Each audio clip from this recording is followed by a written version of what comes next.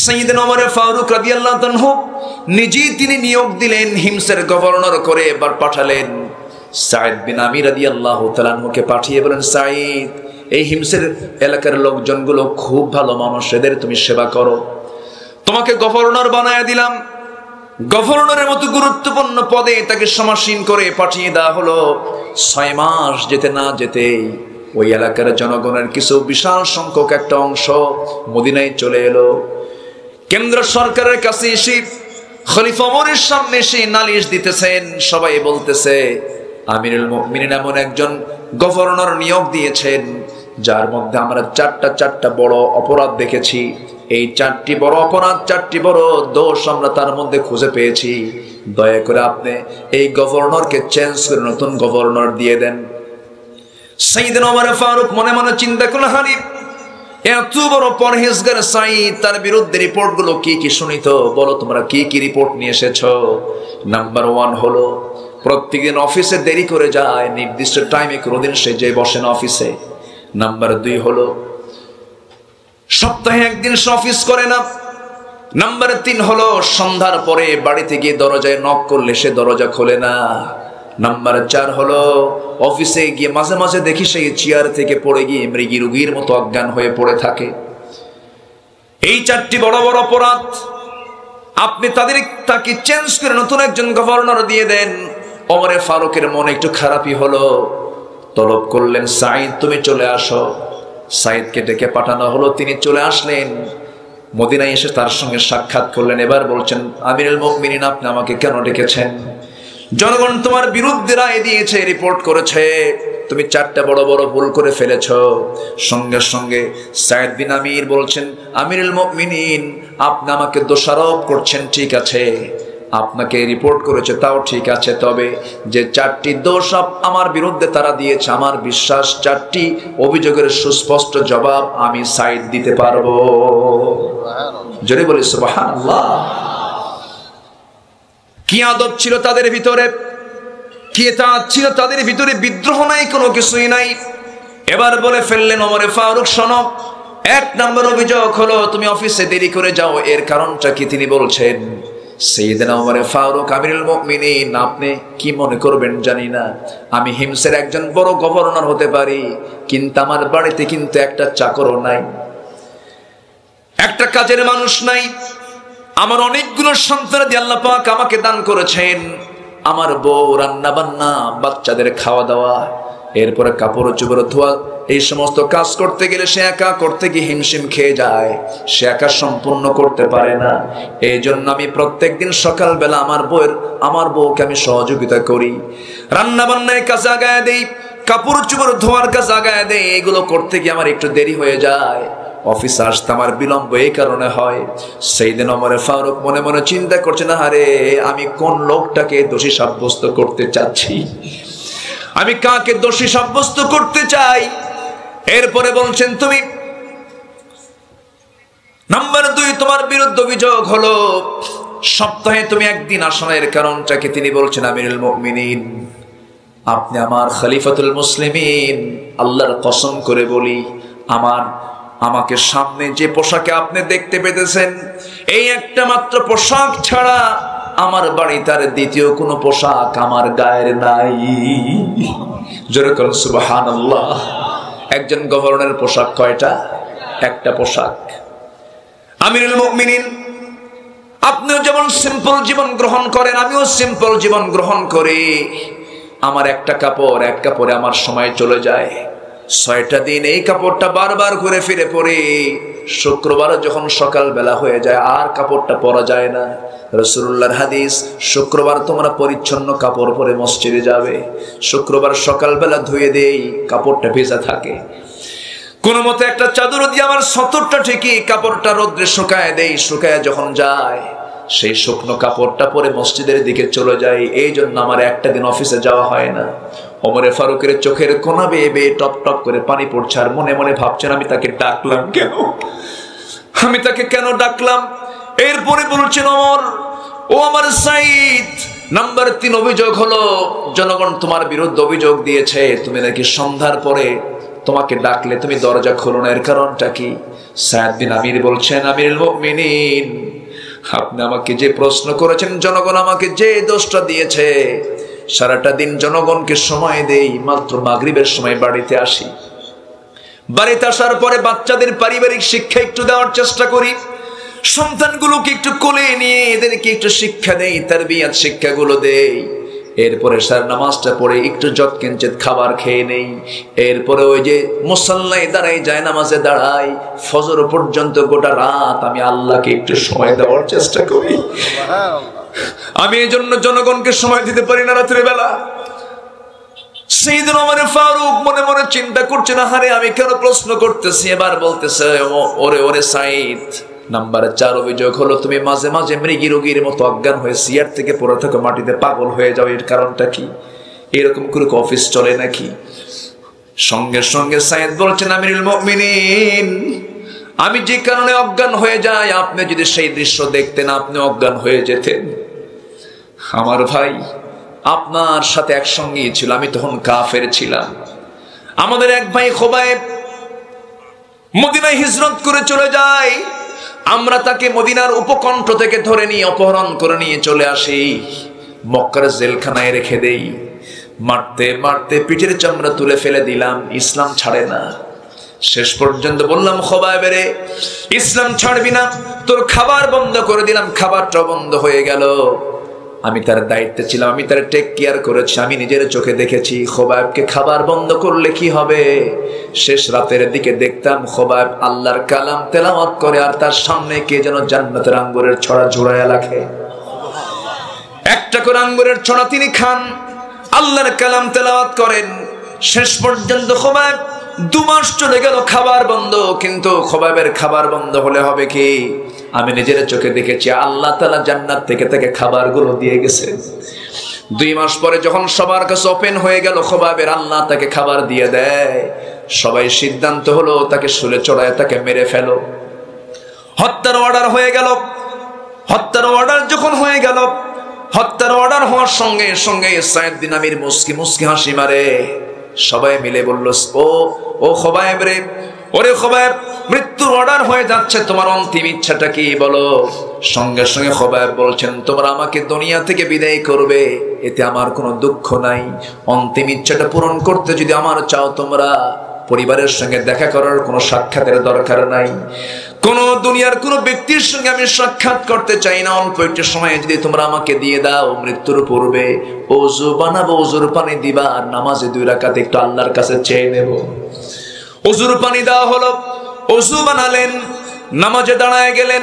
প্রথম রাকাত খুব আস্তে আস্তে তেলাওয়াত করছিলেন, চোখের পানি ফেলে ফেলে কাঁদতেছিলেন, জীবনের শেষ নামাজ। দ্বিতীয় রাকাতে মনে মনে চিন্তা করলেন, নামাজটা যদি লম্বা করি, কাফের মুশরিকরা মনে করতে পারে খোবাইব বুঝে মৃত্যুর ভয়ে নামাজটা লম্বা করছে। নামাজটা তাড়াতাড়ি করে শেষ করলেন। দ্বিতীয় বৈঠকে সালাম ফিরেই তিনি হাত দুটো উঁচু করে বলছেন, আল্লাহ তাআলা, 2 মাস 3 মাস ধরে আমি আর রাসূলের চেহারা দেখতে পাই না, নবীজিকে দেখতে পাই না, হেতু আল্লাহ তোমার কাছে প্রার্থনা করছি, আমি যদি শহীদ হয়ে যাই, আমি যদি মরে যাই, আমার বিদায় সালামটা তুমি আল্লাহ আমার নবীর দরবারে পৌঁছায়া দিও। আমিরুল মুমিনিন খোবাইব এমন করে দোয়া করলো। দোয়া করার পর আমরা খোবাইবকে ধরলাম না। খোবাইব নিজেই মোনাজাত শেষ করে দাঁড়ায় গিয়ে বলছে, তোমরা শুলে চড়ায় মারবে কোন জায়গায়, প্লেসটা কোথায়, অমুক জায়গায়। সে একা একা দৌড়ে দৌড়ে যে আমরা তাকে ধরলাম না, সে দৌড়ে দৌড়ে যাচ্ছে। সবাই মিলে বললাম, খোবাইব রে, দৌড়া দৌড়া, তুমি মরার জন্য যাও, তোমার কি মৃত্যুর ভয় হয় না? খোবাইব বলছে, আমি দৌড়া দৌড়িয়ে শুলের দিকে যাচ্ছি না, ফাঁসির মঞ্চের দিকে যাচ্ছি না, আমি যাচ্ছি আল্লাহর দেখানো 8টা জান্নাতের দিকে। জোরে কোন সুবহানাল্লাহ। দৌড়ে দৌড়ে চলে গেলেন। যাওয়ার পরে 2জন মিলে 2 হাত দড়িতে বেঁধে ফেললো, 2 পা বেঁধে ফেললো। সামনে একজন দাঁড়িয়ে বলছে, খোবাইব রে, এই জায়গায় তোকে না বসায়া দিয়ে যদি মুহাম্মদকে চড়াইয়া দিতাম কতই না ভালো হতো। এমন খেপে গেলেন, মুখের মধ্যে কয়েক মিনিট ধরে থুতুগুলো জমায়া জমায়া নিয়া ওই ব্যক্তির মুখ বরাবর থুতু নিক্ষেপ করে বলছেন, আল্লাহর কসম, আমার চোখের সামনে আমার নবীর একটা পশম ছিড়বে যে আমি তাকে হালে ছেড়ে দেব না। জোরে কোন আল্লাহ। আমার ভাইয়েরা, সাইদ বিন আমির বলছেন, আমিরুল মুমিনিন, এত মেজাজ তার দেখলাম, এত সাহসী মেজাজ। সেই সময় আমার কুফরি হালতের কারণে আমি ঈমান আনি নাই। হঠাৎ করে একজন কাফের এসে তার ডান হাত বরাবর মেরে দিল, ডান হাতটা ছিটকে পড়ে গেল। কিন্তু খোবাইব মুস্কি মুস্কি হাসি মারে। বাম হাতে যখন আঘাত করা হলো চিৎকার মেরে মেরে হাসে। সবাই মিলে বললাম, খোবাইব রে, আমরা তোমার অঙ্গহানি করে দিচ্ছি। কেন? কারণটা কি? খোবাইব বলছেন, তোমার আমার একটা করে অঙ্গ কেটে ফেলে দিচ্ছ, আর আমার আল্লাহ জান্নাতের সুন্দরী হুরগুলো আমাকে একটা একটা করে দেখায় দেখায় দিতেছে। জোরে বলে সুবহানাল্লাহ, আরো জোরে সুবহানাল্লাহ। এরপরে খোবাইব কি করা হলো? সাইদ বিন আমির বলেন, আমিরুল মুমিনিন, ওই সময় দেখতে পেলাম একজন কাফের এসে নেজা তরবারি নিয়া দূর থেকে এসে শক্তভাবে তার বুকের মধ্যে ঢুকায় দিল। পিঠ দিয়ে তরবারি বের হয়ে গেল। আমাদের সামনে খোবাইব দুনিয়া থেকে মৃত্যুর কোলে ঢুলিয়ে পড়লো। খোবাইব দুনিয়া থেকে বিদায় হয়ে গেল। এই খোবাইব যখন দুনিয়া থেকে বিদায় হয়ে গেছে, লাশটা পড়ে আছে। আমি সেই সময় কোনো প্রতিবাদ করি নাই, কিন্তু আজকে আমি ইসলাম কবুল করেছি। কিন্তু ওই দিনের কথা মনে হলে মনে হয় আমার চাইতে বড় আসামি এই জমিনে আর নাই। এই জন্য আমি যখন অফিসে বসি, খোবাইবের কথা যখন মনে করি, সেই সময় আমার ব্রেন ঠিক থাকে না, আমি পাগলার মতো হয়ে যাই।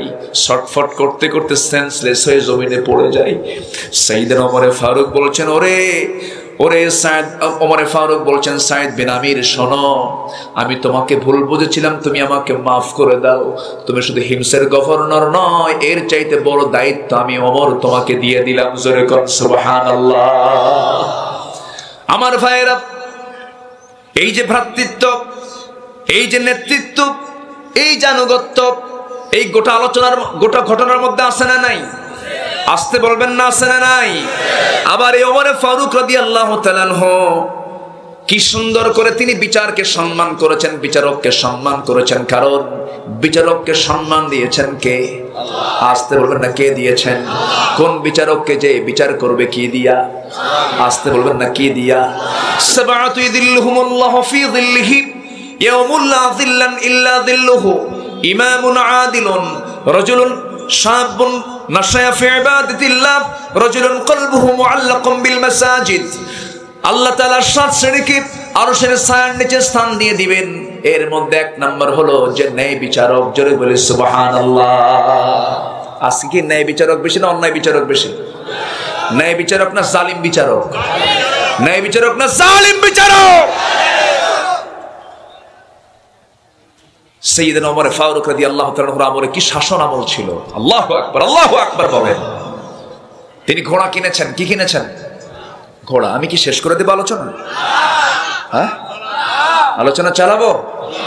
জোরে বলি ইনশাআল্লাহ। যদি আপনি টাইম দেন আমি আসি।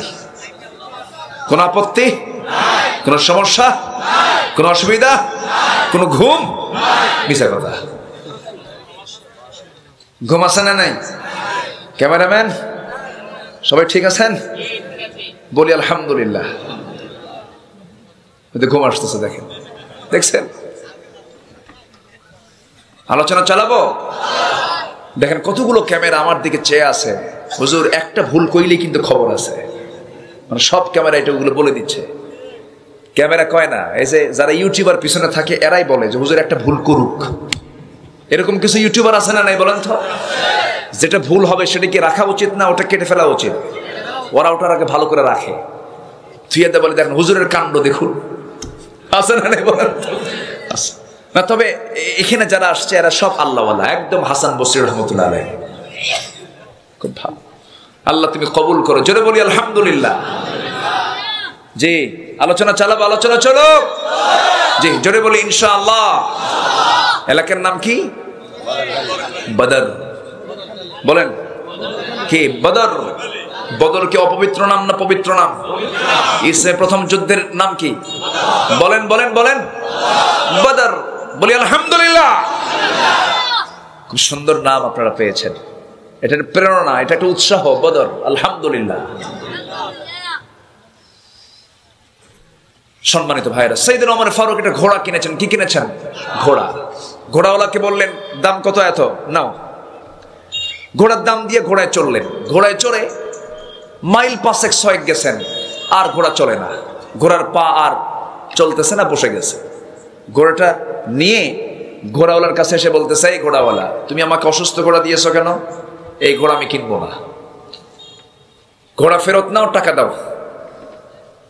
অর্ধ দুনিয়ার শাসন করত ওমর বলছেন ঘোড়াওয়ালাকে, ঘোড়াওয়ালা বলে, খলিফা ওমর, অবিচার করো না। কি কথা বুঝতেছেন? কি কথা বুঝতেছেন? অবিচার করো না। আমি যখন তোমাকে ঘোড়া দিয়েছি তখন কি তুমি সুস্থ পেয়েছো না অসুস্থ পেয়েছো? কি সুস্থ ঘোড়া? তো সুস্থ ঘোড়া নিয়ে তুমি আমাকে অসুস্থ ঘোড়া দিবা, আবার টাকা ফেরত নিবা? এটাই মানি না। ওমর ফারুক বলেন, তাহলে সঠিক বিচার করার জন্য তাহলে বিচারকের কাছে যাই, চলো। বিচারকের দরবারে যাওয়া হলো। বিচারক হচ্ছেন কাজী শুরাইহ ইবনুল হারিস আল কিন্দি রাহমাতুল্লাহ আলাইহি, একজন তাবী ছিলেন। 60 বছর তিনি বিচারক ছিলেন। কত বছর বেঁচে ছিলেন? 117 বছর, বেশি না, 117 বছর। কাজী শুরাই দরবারে যখন যাওয়া হলো, খলিফা ওমর ফারুককে দেখি কাজী শুরাই চেয়ার থেকে দাঁড়ায় গেছে। দাঁড়ায় বলতেছে, আমিরুল মুমিনিন, আপনি আমার আদালতে কেন? আপনি এখানে আসছেন কেন? তিনি বলছেন, বিচার নিয়ে আসছি। কি বিচার? যে ঘোড়া কিনছি, ঘোড়া দিছে অসল ঘোড়া, টাকা দিছি, টাকা ফেরত চাই, টাকা দেয় না, ও ঘোড়াও নেয় না। আপনি বিচার করে দেন, যেটা সঠিক বিচার সেটা করে দেন। সাইয়েদনা ওমর ফারুক যখন এই প্রস্তাবটা দিলেন, সাধারণভাবে রায় হওয়ার কথা ওমরের পক্ষে না বিপক্ষে? পক্ষে। বিচারক বলছেন, আমিরুল মুমিনিন খলিফা ওমর, আপনি আমারও খলিফা, গোটা বিশ্ব জাহানের আপনি খলিফা। বলি আল্লাহু আকবার। আপনার কথায় সবকিছু আইন পাশ হয়ে যায়, কোরআন দিয়ে আপনি দেশ চালান, সব ঠিক আছে। আপনার নাম শুনলে রোম পারস্য থরথর করে কাঁপে, এটাও ঠিক আছে। কিন্তু আপনি বিচার চাইতে এসেছেন, এখানে সঠিক বিচার হলো আজকের রায় আপনার বিপক্ষে যাবে। আল্লাহু আকবার বলবেন না? খলিফা ওমর ফারুক বলেন, তাহলে বুঝায় দাও।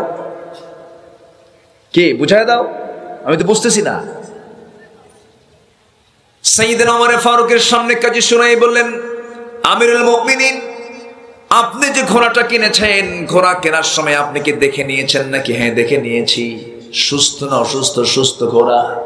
চোখ কান সবকিছু ঠিক ছিল কিনা? হ্যাঁ, ঠিক ছিল। শ্বাস প্রশ্বাস ঠিক ছিল কিনা? হ্যাঁ, ঠিক ছিল। পা চারটা ঠিক ছিল কিনা? ঠিক ছিল।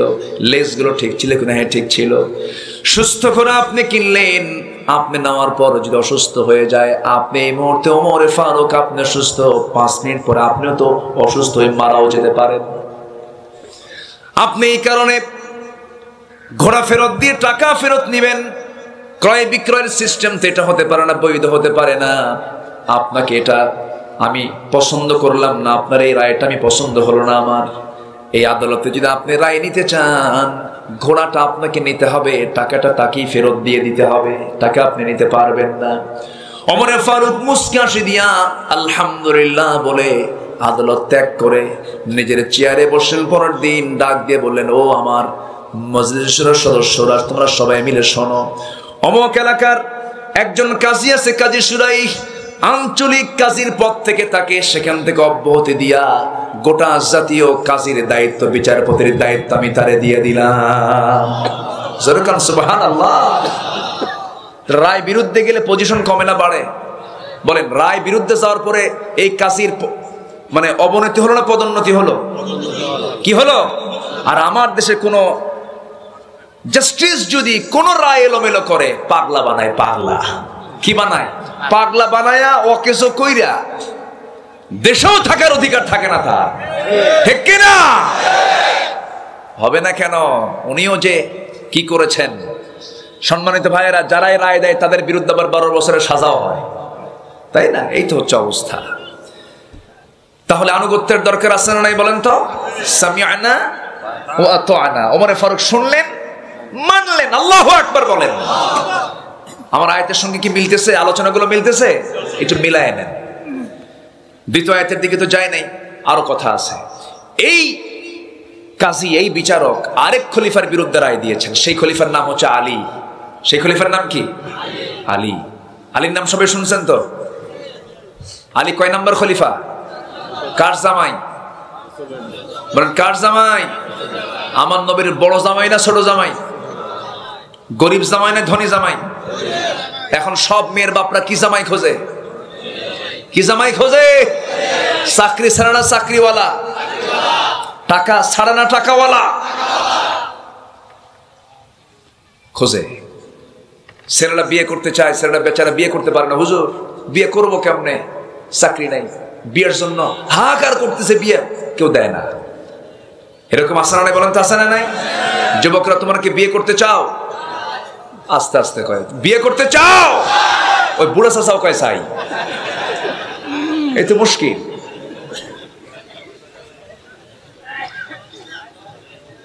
বিয়ে করা কার হুকুম? আসতে বলুন না, বিয়ে করা কার হুকুম? যারা কোরআন পড়েছেন ফানকিহু মা তাবা লাকুম মিনান নিসা মাসনা ওয়া সুলাসা ওয়া রুবা। আল্লাহু আকবার বলেন। বিয়ে করো, কার কথা? আবার তালাকের সূরা আছে না নাই? বিয়ে করো, যদি পছন্দ না হয়, সমস্যা হয়, সবচেয়ে নিকৃষ্ট মানের কাজ হচ্ছে তালাক। পৃথিবীতে সবচেয়ে জঘন্য হালাল হলো কি? তালাক। হালাল কিন্তু জঘন্য। সম্মানিত ভাইয়েরা, যুবকরা, আজকে যুবকরা বিয়ে করতে পারে না, বিয়েটা কঠিন হয়ে গেছে, জেনাটা সহজ হয়ে গেছে। এই জন্য, ঠিক কিনা বলেন? জেনা সহজ না বিয়ে সহজ? আজকে জেনাটা সহজ হয়ে গেছে, বিয়েটা কঠিন, বিয়ে করতে চায় না। আবার মেয়ের বাপরাও খোঁজে যে ছেলে কি করে, ছেলে কি চাকরি করে, সরকারি। কি সরকারি তো বেতন কম, দেওয়া যায়, তবে উপরিয়া কামাই আছে তো, উপরিয়া কামাই বোঝেন নাই? এক্সট্রা এক্সট্রা কামাই আছে নাকি? হ্যাঁ, এই তো বলতে পারছেন, ঘুষ। ঘুষ না, এটা হচ্ছে, এটাকে বলে ওদের ভাষায় কি যেন কয়, হ্যাঁ, টিপস। এই তো, আমরা তো কিছু পেয়েই থাকি। কি বলে জানেন? আমরা কিছু পেয়েই থাকি। সম্মানিত ভাইয়েরা, আমার নবী যে মেয়ে বিয়ে দিয়েছেন, ধনী দেখে, ঘর দেখে না তাকওয়া দেখে? ধনী ঘর না তাকওয়া? ধনী ঘর চেহারা না তাকওয়া? তাকওয়া দেখে। সাইয়েদনা আলী বিয়ে করেন নাই, টকবকে যুবক। ফাতিমাকে বিয়ে দিবেন রাসূল, সুন্দর সুন্দর এবং অনেক উপযুক্ত সাহাবীরা, ধনী সাহাবীরা রাসূলের কাছে এসে অফার দিচ্ছেন, ইয়া রাসূলুল্লাহ, আপনার মেয়েকে আমরা বিয়ে করতে চাই। রাসূল বলেন, একটাও চলবে না, যাও। সবাইকে তিনি ডিসঅ্যালাউ করলেন। আমার নবী যে অপেক্ষায় আছেন, আমার পছন্দের লোক তো আসে না। সবার প্রস্তাব শেষ। হযরত আলীর কাছে এসে সাহাবীরা বলছে, আলী, তুমি ছাড়া আমরা সবাই প্রস্তাব দিছি, আমাদের প্রস্তাব নট অ্যালাউ, তুমি যাও। আলী বললেন, আমি যাবো কেমনে, আমি বলবো কেমনে, তার মেয়েটা কত দামি, তো বিয়েটা করে এনে ঘরে তুলবো, সে ঘরই তো আমার নাই। রাসূল আমার প্রস্তাবতে মানবেন? অসম্ভব। আরে যাও না তুমি। চলে গেলেন, সব ঠেলে পাঠায় দিছে। নবীর সামনে গিয়ে আসতে বসে আসছেন। রাসূল বলেন, আলী, তুমি কিছু বলবা? হুজুর কি যে বলবো নিজেও জানি না। আচ্ছা, তুমি কি আমার মেয়েকে বিয়ে করবা? হুজুর দিলে করা যায়। সুবহানাল্লাহ বলবেন না? রাসূল বলেন, বিয়ে করবা, টাকা পয়সা আছে? হুজুর টাকা পয়সা কোথায় পাবেন, আমার তো ঘরই নাই। কি তোমার কিচ্ছু নাই? কে আছে? এই যে আমার হাতে যা দেখছেন, এই যে ঢাল, এই যে তরবারি, এছাড়া আমার কিচ্ছু নাই।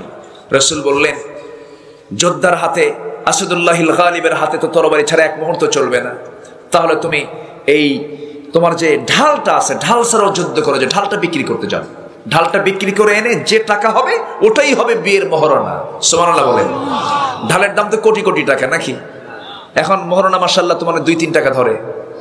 হ্যাঁ, মেয়ের বাপরা কিন্তু ডাকাত কিছু আছে না নাই? মেয়েকে বিয়ে দিতে নিয়ে মহরণা ধরে 20 লাখ, 30 লাখ, 40 লাখ, 50 লাখ, আছে না নাই বলেন তো? লক্ষণ কি জানেন? যদি সংসার না হয় টাকা আদায় করবো। ধান্দাবাজ, কি বাস বলেন? ঠিক না, এটা উচিত না। এটা যা পারবে তাই দেবে, ঠিক কি না? যা পারবে তাই দিবে। কোরআন শিক্ষার বিনিময়ে মহরণা হয়েছে, আছে না নাই? লোহার আংটির বিনিময়ে, সামান্য টাকার বিনিময়ে মহরণা হয়ে গেছে। আল্লাহু আকবার বলেন। আমার নবীজি বলেন, যাও। সাইয়েদনা আলী চলে গেছেন বাজারে। সকালবেলা, ভোর সাজবেলা, সকালবেলা ঢাল নিয়ে দাঁড়ায় আছেন বাজারে। কাস্টমার সামনে হাজির হয়ে গেছেন সাইয়েদনা ওসমান রাদিয়াল্লাহু তাআলা আনহু। তিনি বলছেন, আলী সকালবেলা ঢাল নিয়ে আসছো বাজারে, কি করবা? বিক্রি করব। একজন যোদ্ধার হাতে ঢাল থাকবে না, এটা কি হয় নাকি? ঢাল কেন বিক্রি করবা? কাজ আছে। কি কাজ? বিয়া ঠিক। কি ঠিক? বিয়া ঠিক হয়ে গেছে কার সাথে? আপনার শালীর সাথে। সুবহানাল্লাহ বলবেন না? ওসমান রাদিয়াল্লাহু আনহু দারুণ খুশি হয়ে গেলেন। খুশি হয়ে বলছেন, এই যে তোমাকে দিরহাম দিলাম, ঢালটা আমি কিনে নিলাম। কয়েক হাত যেতে না যেতে পিছন থেকে বলছেন ওসমান রাদিয়াল্লাহু তাআলা আনহু, ওরে আলী, তোমার হাতে কি ঢাল না থাকলে মানায় নাকি? যেহেতু তুমি আমার কিছুক্ষণ পর ভাইরা হয়ে যাবে, যাও, আমি তোমাকে ঢালটা গিফট করে দিলাম, উপহার স্বরূপ দিয়ে দিলাম। ঢাল নিলেন, ঢাল নিয়ে নবীর দরবারে হাজির হলেন। রাসূল বলছেন, আলী, বিক্রি মনে হয় নাই ঢাল। হুজুর, ঢাল বিক্রি করছি। হাতে কেন ঢাল? হুজুর, ঢাল আবার আমাকে গিফট করছে একজনকে, ওসমান। লোক আর পাওয়া নাই।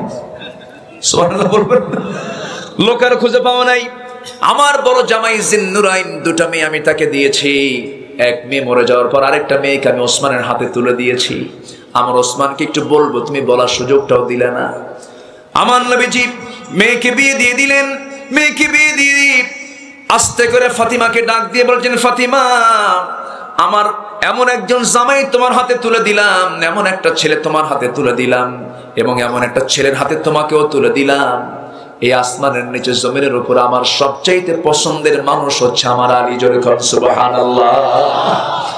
আমার আলীকে তোমার হাতে তুলে দিলাম। ওই আমার ফাতিমা, আমি তোমাকে আজকে একটা নসিহত করছি। এই যে তুমি আজকে বাবার ঘর থেকে, বাবার দায়িত্ব থেকে মুক্ত হয়ে স্বামীর দায়িত্বে চলে যাচ্ছ, মৃত্যুর দিন পর্যন্ত স্বামীর বিরুদ্ধে একটা নালিশও যেন আমার কানে না আসে। সুবহানাল্লাহ বলবেন না? এই কথাগুলো কি বলার দরকার আছে না ভাই? সামাজিক কথাগুলো বলা দরকার। নবীজি পাঠায়া দিলেন, উপহার স্বরূপ একটা পিসদানি দিলেন, আটা পেশার যন্ত্র দিলেন। এরপরে আমার নবীজি পানির মশক দিলেন। এরপরে চামড়ার একটা চাদর দিলেন।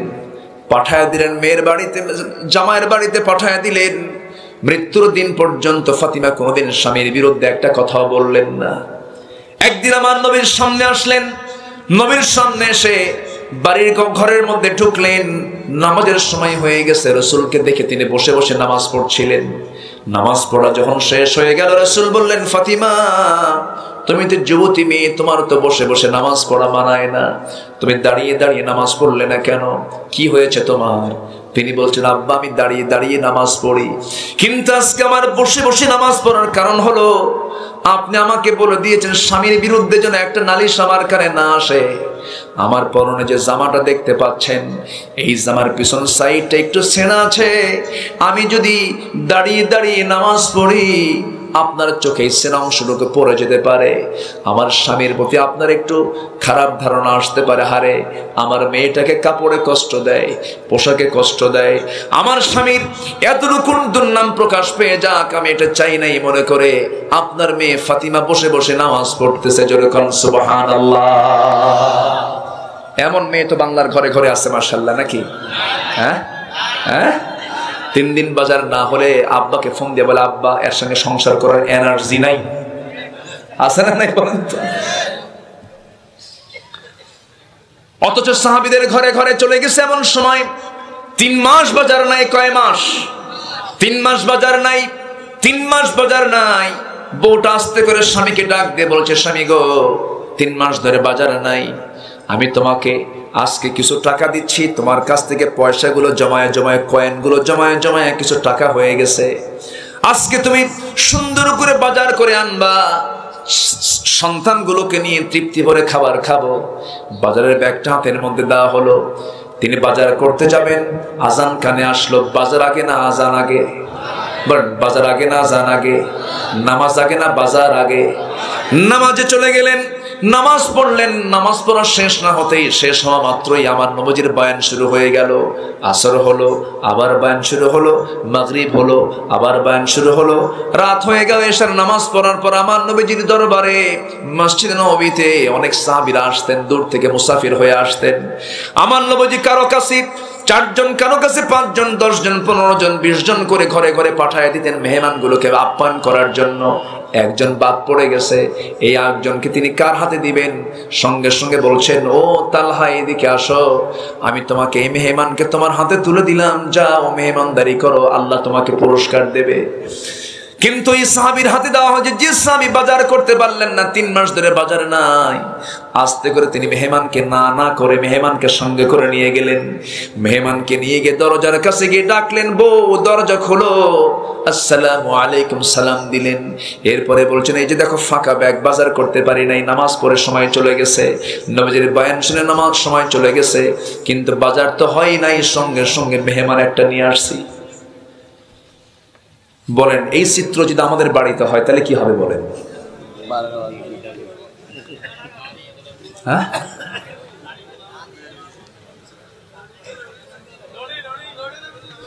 সংসার শোকের হয় কার গুণে? বলেন কার গুণে? কার গুণে? কার গুণে? রমণীর গুণে। তালহা রাদিয়াল্লাহু তাআলা বললেন, আমার স্ত্রী, আমি তোমাকে কষ্ট দিয়ে ফেললাম, বাজার করতে পারি নাই, মেহমানকে সাথীর সঙ্গে করে নিয়ে আসছে। তিনি আলহামদুলিল্লাহ বললেন, শোনো আমার স্বামী, মেহমান যার ঘরে আসে তার ঘরের বরকতের শেষ নাই, চিন্তা করবেন না, কোনো চিন্তা করবেন না আমার স্বামী গো, মেহমানকে বসায় দেন, দেখি একটা ব্যবস্থা হবে। সুবহানাল্লাহ বলবেন না? আস্তে করে বলছেন, স্বামী ওই যে তুষের বস্তা, তুষ বোঝেন তো নাকি? তুষ যে চাল থেকে, যে বুঝতেছেন তো, তুষের যে বস্তা আছে, ওই বস্তার নিচে আপনি আমাকে নামায় দেন। নামায় দেওয়া হলো। নামায় দেওয়ার পরে তিনি বললেন, আমার স্বামী আপনি একটু বসেন, আমি চেষ্টা করছি। সেই তুষগুলো চালনা দিয়ে চালতে চালতে চালতে চালতে কিছু খুদ বের হয়ে গেল, জবের কিছু খুদ বের হলো। চাউলের যেমন অর্ধা চাল বের হয়, এরকম করে জবের কিছু খুদ বের হলো, কিছু ভাঙ্গা অংশ বের হলো। ওটাকে আস্তে করে সাইড করে নিয়া সুন্দর করে পিষে পিষে এটাকে খামির করে আটা বানায়া পানি দিয়ে ভিজায় নিয়া সুন্দর করে খামির করে মোটে 2টা রুটি প্রস্তুত হয়ে গেল। 2টা রুটি বানায় নিয়া স্বামীকে ডাক দিয়ে বলছে, আমার স্বামী গো, এই 2টা রুটি মেহমানের সামনে দিয়া ওখানে বসবেন না, নচেত আপনার একটা রুটি আপনাকে খেতে হবে, মেহমানের পেটটা ভরবে না। 2টা রুটি মেহমানকে দিয়ে আপনি তাড়াহুড়ো করে ঘর থেকে বের হয়ে পড়বেন। আমরা লাইট বন্ধ করে বুঝাবো আমরা খাবার দাবার শেষ করে নিয়েছি। গোটা রাত ধরে তারা উপোস থেকে মেহমানকে যতটুকু পারলেন 2টা রুটি খাওয়া দিয়া আপ্যায়ন করলেন। ফজর যখন হয়ে গেল, মেহমানকে সঙ্গে করে নিয়ে মসজিদের দিকে চলে গেলেন। আমার নবীজি নামাজ শেষ করার পর সব সাহাবী ফিরে বাড়ির দিকে চলে যায়। আমার নবীজি কাউকে না ডেকে বলছেন, তালহা এই দিকে আসো। তালহা থরথর করে কাঁপতে কাঁপতে নবীর কাছে গিয়ে বলছে, ইয়া রাসূলুল্লাহ, আপনার দেওয়া মেহমানের আমি আপ্যায়ন করতে পারি নাই, মনে হয় আপনার কাছে ব্যাড রিপোর্ট চলে এসেছে, আপনি আমাকে মাফ করে দিয়েন। রাসূল বলছেন, তালহা রে, তুমি গত রাত্রে কি করেছো জানি না, তোমার বউ গত রাত্রে কি খেদমত করেছে জানি না, গত রাত্রে যে মেহমানকে আপ্যায়ন করেছো, গোটা জীবনের শ্রেষ্ঠ আমল তোমাদের কালকে হয়ে গেছে। জোরে কোন সুবহানাল্লাহ, আর জোরে বলুন সুবহানাল্লাহ। এগুলো আমাদের পারিবারিক জীবনে এই সমস্ত বিষয়গুলো বোঝার দরকার আছে না নাই? আসতে বলবেন না, আছে না নাই? এই কথাগুলো বলছিলাম আলীর নাম আসা মাত্র এইদিকে চলে গিয়েছিলাম। আলী রাদিয়াল্লাহু তাআলা কয় নাম্বার খলিফা বলেন? আসতে বলবেন না, কয় নাম্বার খলিফা? 4 নাম্বার খলিফা সাইয়েদনা আলী। দেখেন নেতৃত্ব কাকে বলে, আনুগত্য কাকে বলে। এত বড় একজন শাসক, এত বড় একজন দামি মানুষ, এই লোকটার বিরুদ্ধেও একটা রিপোর্ট আসলো। তিনি এক যুদ্ধের ময়দান থেকে ফিরে আসার পথে তিনি বর্ম হারায় ফেললেন। যুদ্ধের বর্ম যখন হারায় ফেললেন, বর্ম খুঁজে পাচ্ছেন না, লোহার বর্ম তিনি খুঁজে পাচ্ছেন না। এই বর্ম কে নিল? হঠাৎ করে একদিন দেখতে পেলেন এক ইহুদির হাতে তার বর্মটা, চিহ্নিত বর্ম, ওনার যেটা প্রমাণও আছে। ইহুদিকে ডাক দিয়ে বলছেন, ইহুদি এই বর্মটা আমার বর্ম, তোমার হাতে কেমনে আসলো? ইহুদি কয়, এটা আমার বর্ম কেন? এটা আমার বর্ম না, এটা আমার বর্ম। দুজন দারুণ তর্ক বিতর্ক শুরু হয়ে গেছে, কিন্তু সত্যি সত্যি এটা আলীর বর্ম। ইহুদি বলে, চলো আমরা আদালতে যাই। আদালতে যাওয়া হলো। আদালতের বিচারপতির নাম কি বলেন? শুরাইহ ইবনুল হারিস আল কিন্দি রাহমাতুল্লাহ আলাইহি, তিনি আদালতের চেয়ারে বসে আছেন। আলী যখন তার সামনে চলে গেলেন, সঙ্গে সঙ্গে আদালতের চেয়ার থেকে দাঁড়ায়া সালাম দিয়ে বলছেন, আমিরুল মুমিনিন, আপনি আদালতে কেন হাজির হয়েছেন? কি হয়েছে? আপনার কি প্রবলেম? সঙ্গে সঙ্গে তিনি বলছেন, এই ইহুদিটা আমার বর্ম চুরি করেছে, এই বর্মটা আমার, সে আমাকে দিতে চাচ্ছে না। এবার তিনি বলছেন, আমিরুল মুমিনিন, এই কথার উপরে তো আপনার পক্ষে রায় যাবে না, সাক্ষী আছে নাকি? আদালত সাক্ষী চায় না? আদালত তো সাক্ষী ছাড়া কিছুই বলবে না, কিছুই করতে পারবে না। এবার আলী বলছেন, হ্যাঁ আমার সাক্ষী আছে। কে? আমার দুটা ছেলে আছে। ছেলের সাক্ষী বাবার জন্য হবে না, বাবার সাক্ষী ছেলের জন্য হবে না, বাবার জন্য ছেলে হবে না, ছেলের জন্য বাবা হবে না, এমন সাক্ষী ইসলাম এলাও করবে না, আদালত এলাও করবে না। এবার সাইয়েদনা আলী খেপে গিয়ে রেগে গিয়ে বলছেন, ও কাজী শুরাই, তুমি কি ভুলে গেছো সেই হাদিসের কথা? আমার ছেলে তো সাধারণ কোনো ছেলে নয়, আমার ছেলের ব্যাপারে রাসূল বলেছেন, সাইয়্যিদুশ শাবাবি আহলিল জান্নাহ, আমার সন্তান আমার হুসাইন হলো সমস্ত জান্নাতের যুবকদের সর্দার। সেই হুসাইন কি, তার সাক্ষ্যকে আপনি এলাও করছেন না, এটা কেমন কথা? এবার কাজী শুরাই বলছেন, নবীজির হাদিসটি ঠিকই তিনি বলেছেন, কিন্তু আদালত তো সাক্ষী ছাড়া, প্রমাণ ছাড়া কোনো রায় দিতে পারবে না। এবার আলী বলছেন, আমার তার বিকল্প কোনো সাক্ষী নাই। সঙ্গে সঙ্গে তিনি বললেন, আমারও কিছু করার নাই, বর্ম ইহুদির হাতেই থেকে যাবে। আরো জোরে আল্লাহু আকবার। সামিআনা সামিআনা ওয়া আতা'না। সঙ্গে সঙ্গে কি হলো? সাইয়েদনা আলী কোনো কথা বললেন না, আস্তে করে দরবার ছেড়ে আদালত ছেড়ে আস্তে আস্তে করে চলে যাচ্ছেন, মুস্কি হাসি মেরে মেরে। কারণ আইন সবার জন্য, আস্তে কবে না, আইন সবার জন্য সমান। চলে যাচ্ছেন, কোনো কথাই বললেন না। ইহুদি মনে মনে চিন্তা করে, হারে, ইসলাম যে এত সুন্দর তা আমি আগে বুঝি নাই। জোরে করুন সুবহানাল্লাহ। ইসলাম যে এত সুন্দর তা তো আমি আগে বুঝি নাই।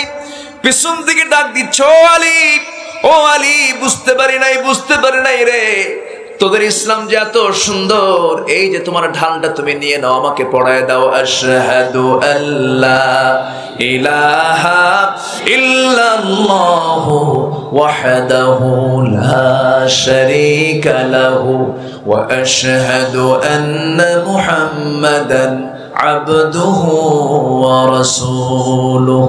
এই জন্য আল্লাহ তাআলা অর্ডার দিয়েছেন, জুমার খুতবায় প্রত্যেকটা খতিব শুক্রবারে পরে যে আয়াতটা সবাই পড়েন, মুখস্থ হতে থাকার কথা, ইন্নাল্লাহা ইয়া'মুরু বিল আদলি ওয়াল ইহসানি ওয়া ইতাই যিল কুরবা ওয়া ইয়ানহা আনিল ফাহশাই ওয়াল মুনকারি ওয়াল বাগি ইয়াইদুকুম লাআল্লাকুম তাযাক্কারুন।